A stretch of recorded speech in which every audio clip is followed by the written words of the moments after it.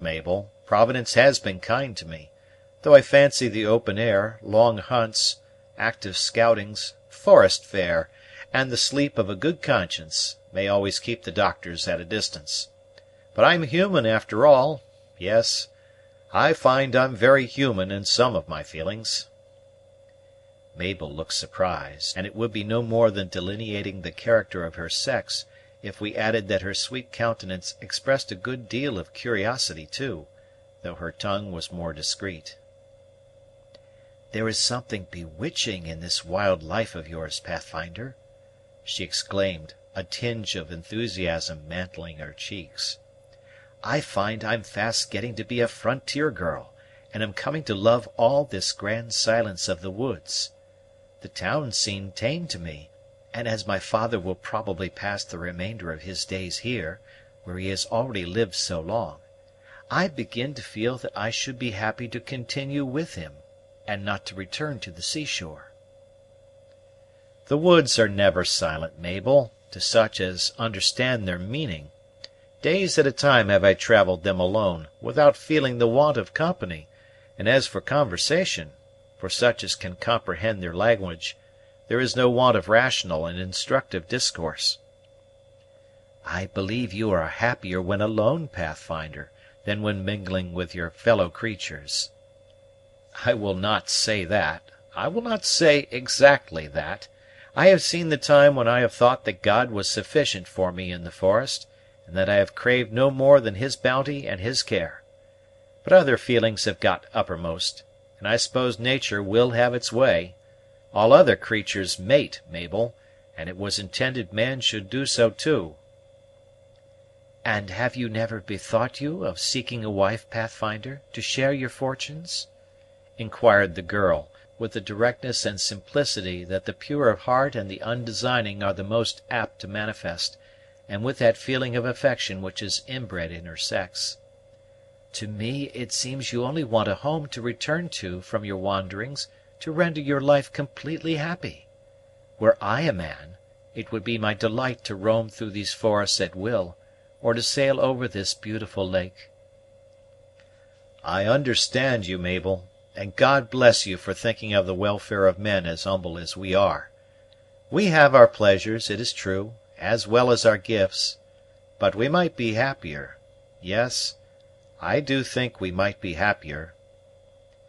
"Happier? In what way, Pathfinder?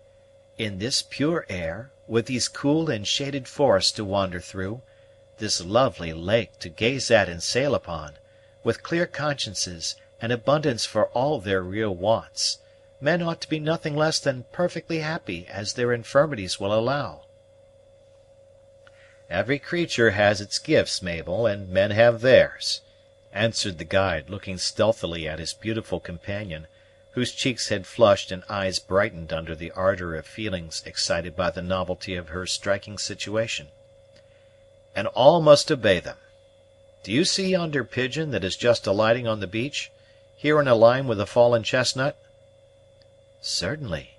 It is the only thing stirring with life in it, besides ourselves, that is to be seen in this vast solitude."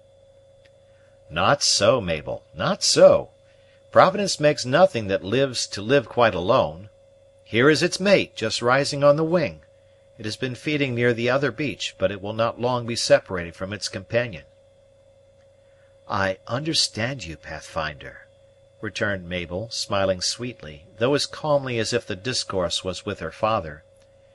"But a hunter may find a mate, even in this wild region. The Indian girls are affectionate and true, I know, for such was the wife of Arrowhead, to a husband who oftener frowned than smiled." "That would never do, Mabel, and good would never come of it. Kind must cling to kind, and country to country, if one would find happiness. If, indeed, I could meet with one like you, who would consent to be a hunter's wife, and who would not scorn my ignorance and rudeness, then, indeed, would all the toil of the past appear like the sporting of the young deer, and all the future like sunshine." "One like me, a girl of my years and indiscretion, would hardly make a fit companion for the boldest scout and surest hunter on the lines." "Ah, Mabel, I fear me that I have been improving a redskin's gifts with a paleface's nature. Such a character would ensure a wife in an Indian village." "Surely, surely, Pathfinder, you would not think of choosing one so ignorant, so frivolous, so vain, and so inexperienced as I for your wife." Mabel would have added, "and as young," but an instinctive feeling of delicacy repressed the words. "And why not, Mabel? If you are ignorant of frontier usages, you know more than all of us of pleasant anecdotes and town customs. As for frivolous, I know not what it means; but if it signifies beauty, ah's me, I fear it is no fault in my eyes. Vain you are not, as is seen by the kind manner in which you listen to all my idle tales about scoutings and trails; and as for experience, that will come with years. Besides, Mabel, I fear men think little of these matters when they are about to take wives. I do." "Pathfinder, your words, your looks, surely all this is meant in trifling? You speak in pleasantry?" "To me it is always agreeable to be near you, Mabel, and I should sleep sounder this blessed night than I have done for a week past, could I think that you find such discourse as pleasant as I do." We shall not say that Mabel Dunham had not believed herself a favorite with the guide. This her quick feminine sagacity had early discovered, and perhaps she had occasionally thought there had mingled with his regard and friendship some of that manly tenderness which the ruder sex must be coarse indeed not to show on occasions to the gentler. But the idea that he seriously sought her for his wife had never before crossed the mind of the spirited and ingenuous girl.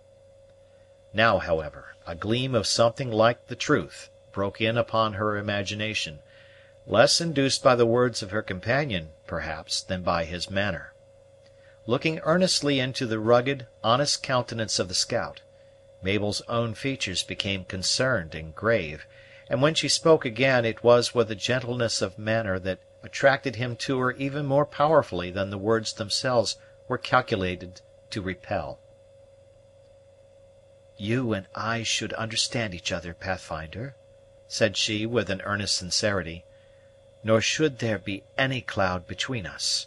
You are too upright and frank to meet with anything but sincerity and frankness in return. Surely all this means nothing, has no other connection with your feelings than such a friendship as one of your wisdom and character would naturally feel for a girl like me?" "I believe it's all natural, Mabel. Yes, I do. The Sergeant tells me he had such feelings towards your own mother, and I think I've seen something like it in the young people I have from time to time guided through the wilderness. Yes, I dare say it's all natural enough, and that makes it come so easy and is a great comfort to me." "Pathfinder, your words make me uneasy. Speak plainer, or change the subject for ever. You do not, cannot mean that. You cannot wish me to understand." Even the tongue of the spirited Mabel faltered, and she shrank with maiden shame from adding what she wished so earnestly to say. Rallying her courage, however, and determined to know all as soon and as plainly as possible, after a moment's hesitation she continued, "I mean, Pathfinder, that you do not wish me to understand that you seriously think of me as a wife?" "I do, Mabel. That's it. That's just it. And you have put the matter in a much better point of view than I with my forest gifts and frontier ways would ever be able to do. The Sergeant and I have concluded on the matter, if it is agreeable to you, as he thinks is likely to be the case, though I doubt my own power to please one who deserves the best husband America can produce." Mabel's countenance changed from uneasiness to surprise, and then, by a transition still quicker, from surprise to pain. "My father!" she exclaimed. "My dear father has thought of my becoming your wife, Pathfinder?" "Yes, he has, Mabel, he has indeed. He has even thought such a thing might be agreeable to you, and has almost encouraged me to fancy it might be true." "But you yourself, You certainly